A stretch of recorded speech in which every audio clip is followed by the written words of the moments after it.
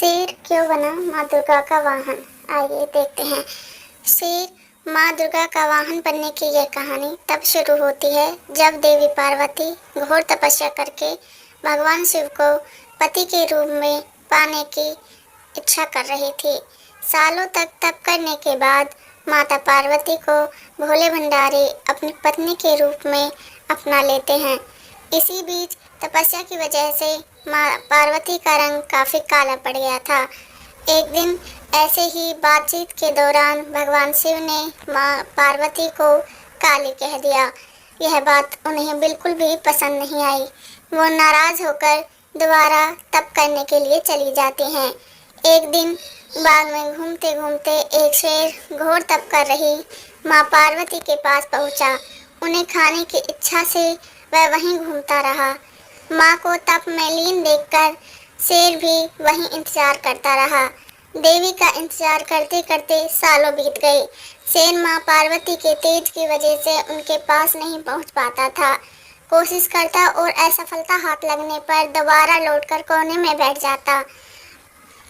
कई साल बीत गए। माता के तप में खुश होकर भगवान शिव प्रकट हुए और माँ को मनचाहा वर मांगने को कहा।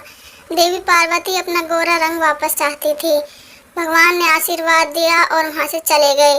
वरदान मांगते ही नहाते ही देवी के शरीर से एक और देवी का जन्म हुआ, जिनका नाम कौशिकी पड़ा, जिससे उनका काला रंग भी निकल गया और माँ का रंग पहले की तरह साफ हो गया।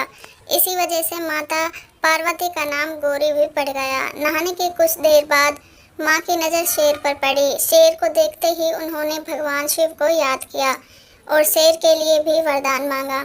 माता पार्वती ने भगवान से कहा, हे नाथ, यह शेर सालों से मुझे भोजन के रूप में ग्रहण करने के लिए इंतजार कर रहा है। मेरे पूरे तप के दौरान यही था। जितना भी मैंने तप किया है उतनी ही तपस्या इसने भी की है।